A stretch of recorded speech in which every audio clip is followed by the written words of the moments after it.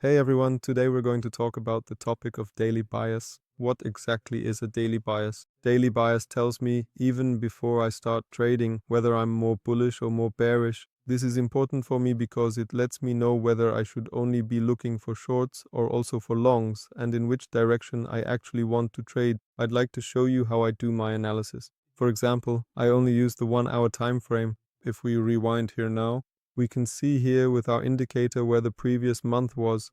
That's shown with the red lines. The green lines represent the weeks and the gray ones represent the days. Whenever I look at the chart, I always do the same thing. First, I mark the previous month's high and the previous month's low. And as I explained in the previous video about reversal or continuation sequences, there are two types. How we use the previous cycles. Either we sweep the high and go short, or we take out the high and use it as support so we can go even higher and, for example, reach higher targets like the 2024 high. That's just an example. Then we have to see what targets are up there and what would make sense. But that's basically the approach I always take. For instance, it's important here because we haven't yet taken out the previous month's high or previous month's low, so we need to look internally at what we've gotten so far. Here we have the previous week low and the previous month high is also at the same time the previous week high. I'll just mark it like this for now. And as we know, we always go from the cycle low to the cycle high. So how do I know if we're back in the range of the cycle and if we're really going to reach the upper cycle high again? That's why we developed the concept of order flow gaps. The order flow gaps are the first gaps from the swing leg that take out this cycle low or cycle high. For example, here we have the swing leg from here to here, and from this swing leg we use the first gap that took out this low. If we now extend the gap forward, we can use it to determine order flow. If we're above it now, that means we're more likely to be long. If we're below it, we can use it as resistance so that we get lower prices again. These order flow gaps aren't just there to trade out of, but rather they help us determine the buys. We can also, if we stay above it, use new or other gaps here as well. Or inverse gaps or breakers. That doesn't matter now. Don't think that you can only trade out of these gaps. How do we use these gaps?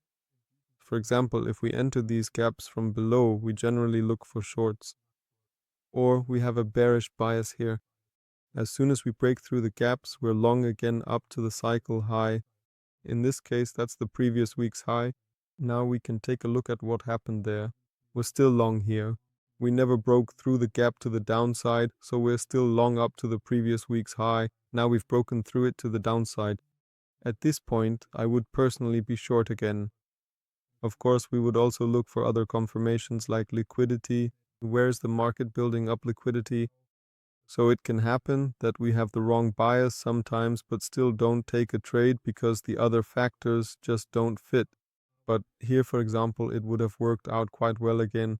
Here we would have a bearish bias because we're below. We could use this as a point of interest, and if we had all confirmations here on the lower time frame, this would be a perfect target to catch a small short move. As soon as we break through the gap upwards again, we're long again. Here, for example, we can also use this as a point of interest or the inverse gap. We just have to see which has more context. That's a topic for another video. And here you can see that the bias worked perfectly again with the order flow gap. Here we're still long. We only trade longs until we've taken out the previous VKY. Right here you can see the previous VKY is taken out perfectly. What stands out to us now? We've now taken out the previous month's high. What are we looking for next? Next, we look at what the last swing leg was. The swing leg went from here to, if we get a nice high here or here, it doesn't really matter, because the most important thing is that we know this was the first gap of the whole swing leg. The gap is now even stronger because the previous month's high runs right through it, and this is once again our order flow gap. Here, it's the same again. If we're above and enter the gap, we only trade longs. If we break through the gap to the downside, we go short. Up to where? If we break through the gap to the downside, exactly, then down to the cycle low, and the cycle low would be the previous month's low. So let's just see what happens now and what trades we could take there. Here, for example, we entered the gap. and as you can see, we got a nice bullish reaction out of it. Here, we could also use the gap as a target, and you could ride this move up to that swing high. That would be 173 points. Let's see what happens next. We come back in, never actually closed below, which is why we're still more bullish. As you can see, you get another nice bullish reaction here. Never assume that the market absolutely has to take out the high. That's not always the case. Pick good targets, for example this high here, and especially at the beginning, really trade up to high probability targets, and those are simply swing highs that are nearby. Okay, now things look completely different again. We have the order flow gap here, and for the first time we've closed below it. What does that mean for us? Now we're looking for targets that are further down. The first target that stands out to me are these swing lows here. They're high probability targets because they're simply the first swing lows that we have nearby. These would now be nice relatively equal lows for now. They often act like magnets in the market. The market grabs them extremely quickly. After that we have the weekly lows, the previous week low here, first the weekly low here, and then the previous month low. These are all potential targets for now, but to start with, really only trade the high probability targets. The next idea would be that we've seen we can now also use the order flow gap as a point of interest, simply because we've often reacted from here.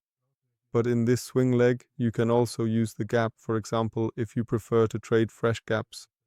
When we open this up, you just need to see if the market even wants to move up here. And then we simply get the confirmation we need on the lower time frame so that we are allowed to enter the trade. The high probability target would first be this swing low and this one here. These would be our internal liquidities. And then down here we have the external liquidity.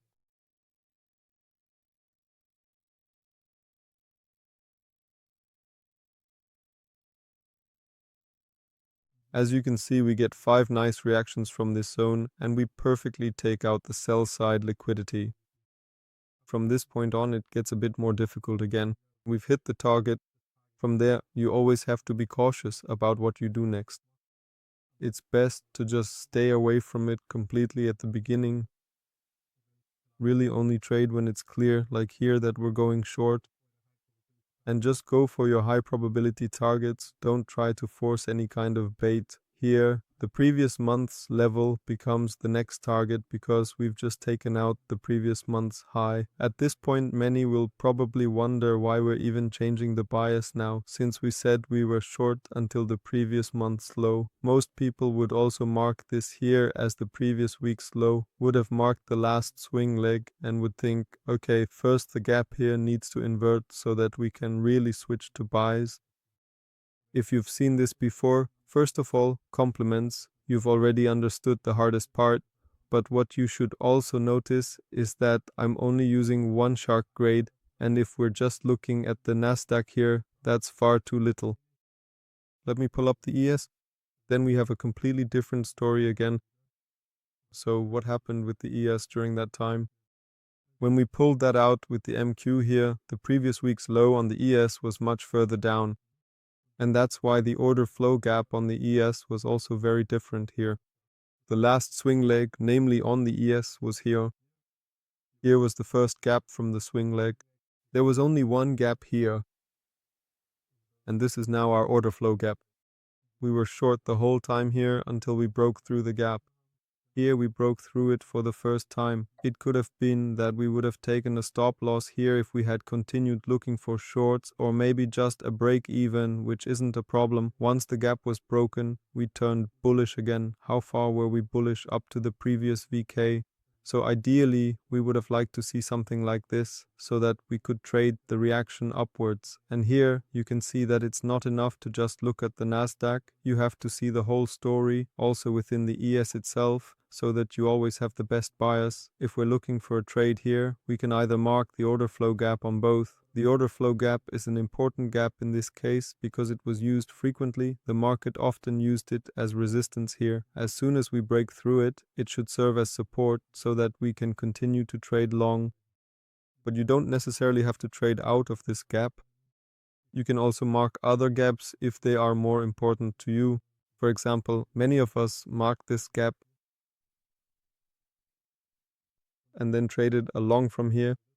You can see how these gaps also hold. These are our points of interest, which are explained in another video. Exactly, and here the target was also reached with those 3 candles. That's why we need to hold back a bit here again until we get a new story and a new target. Just to remind you, the box should represent the previous month's range. And now that we're here, we're either looking for internal models so that we take out the previous week's low or previous week's high, and then trade to the opposite side, or we wait now for the previous month's high or low. Not every low counts as such. And when we reach this point, we look for our order flow gap. It could be here or here. And if we come back here now, we either continue to go short here or assume that this is our target. But if we break through this gap, we use it again as support and target the previous month's high. However, it's important to always keep the previous week highs and previous week lows in mind and still watch how we react at these order flow gaps. For example, if we were to take out the previous week high here and then break down through the order flow gap, we would again use it as resistance and target the previous week low, but still pay attention to this gap because reactions can still occur here, and that's really important to keep in mind. Yes, always check whether we are in a high probability order flow. That really means when everything points to us trading in one direction, or whether, for example, the weekly and monthly are contradicting each other. Then you should always be cautious about whether you actually take trades, because in that case we always have an unclear bias. That's why we simply need to be more careful, or ideally also reduce our risk. I hope I was able to help you with this video. I hope so.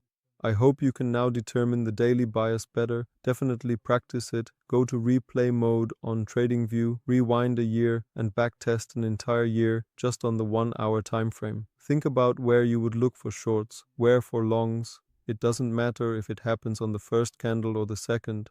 The main thing is that you can already identify the zone correctly. That makes a huge difference. Later, we'll also go through how we get our confirmation in the lower time frame. But first, you really need to understand from which zones you are actually trading out. So you should combine this video with our point of interest video. Try connecting the 2 videos, look for good zones, and use the order flow gaps both to trade out of and to determine the order flow. You'll quickly notice that you'll be able to determine the bias much better. If you still have questions,